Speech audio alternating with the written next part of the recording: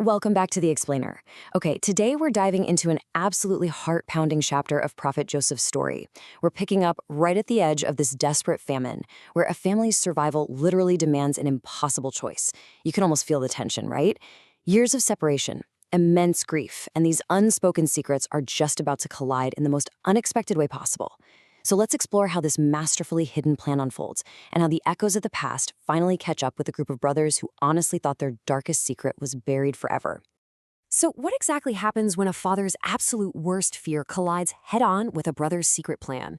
Well, you get an absolute standoff. On one side, you have this fiercely protective father, completely scarred by unimaginable past loss, right? Just trying to control every single variable to keep his family safe.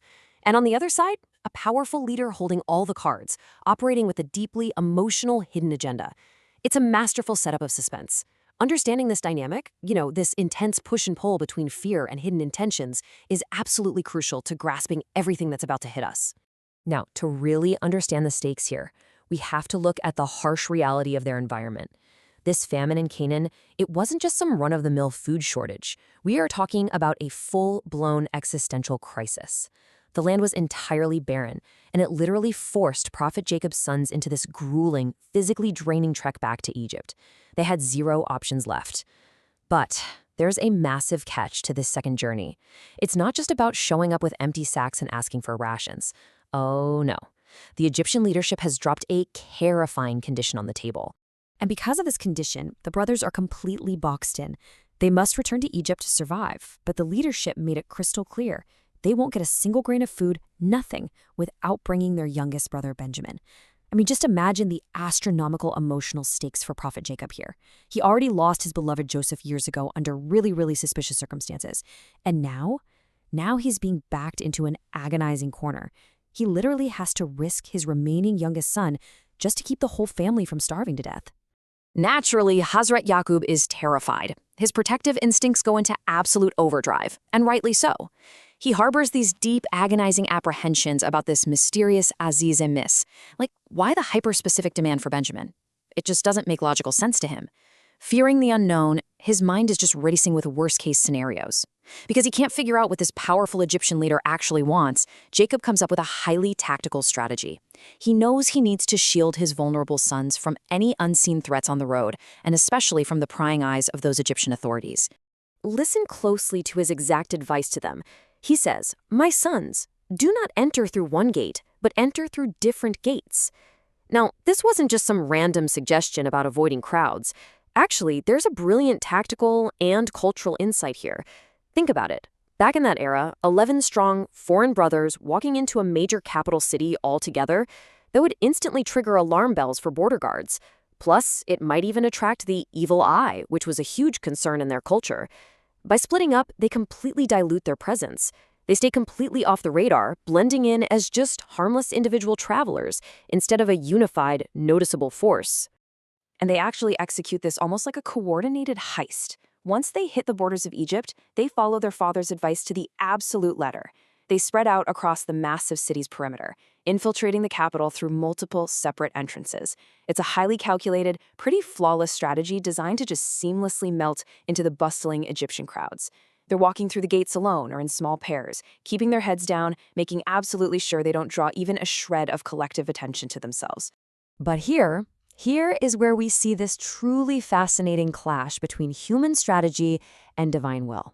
See, the brothers execute their stealth plan perfectly. They manage to slip into the city completely unnoticed by the public, dodging all unwanted attention, exactly as their father hoped. But this brings up such a profound reality. Human planning can never outmaneuver destiny. Never.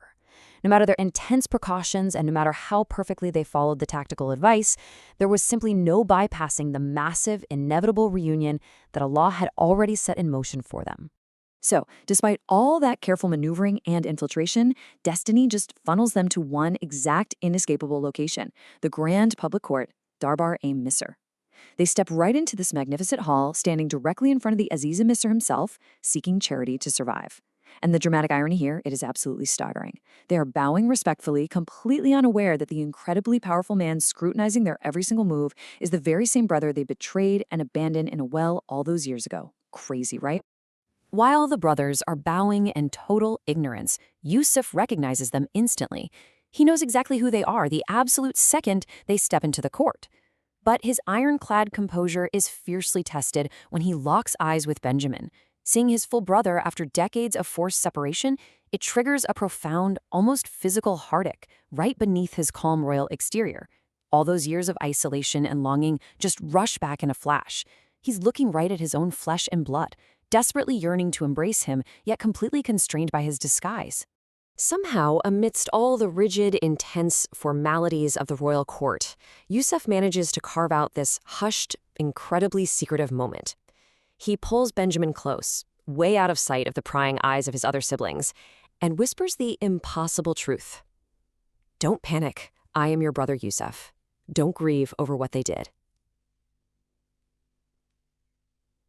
Wow. In a single breath, decades of profound grief and confusion are just completely shattered. For Benjamin, the sheer disbelief is instantly replaced by this overwhelming wave of comfort and unimaginable relief at finding the brother he honestly thought was lost forever. But hold on, because Yusuf isn't ready to reveal himself to the rest of the brothers just yet. He has a much larger lesson to impart. Right after this incredibly tender secret reunion, he orchestrates a sudden, high-stakes sequence of events to keep Benjamin close. And the timeline here is incredibly tight. Over just a few hours, the brothers' bags are packed to the brim with that life-saving grain. Then, in mere minutes, a secret item is planted right among their belongings. The caravan leaves the city, completely oblivious to the trap, thinking they are finally safe. Until a sudden, shocking halt just shatters their peace. Under Yusuf's direct, highly specific orders, the royal cup, the prized Shahi Paymana, is deliberately slipped straight into Benjamin's bag. And this wasn't just some random item chosen for a practical joke. No way. Stealing a royal artifact was a severe crime. It guaranteed a strict search and legal detention under the law of the land. It basically provided the perfect, indisputable legal pretext to pull Benjamin out of the caravan and keep him right there in Egypt. The trap is perfectly, secretly set, leaving the brothers completely in the dark about the massive storm that's about to hit them. So the brothers leave the city walls behind, finally exhaling. They truly believe they've pulled it off. They secured the food, outsmarted any threats, and, most importantly, kept Benjamin perfectly safe to take back to their dad. But then, a voice rings out from behind them with a devastating accusation.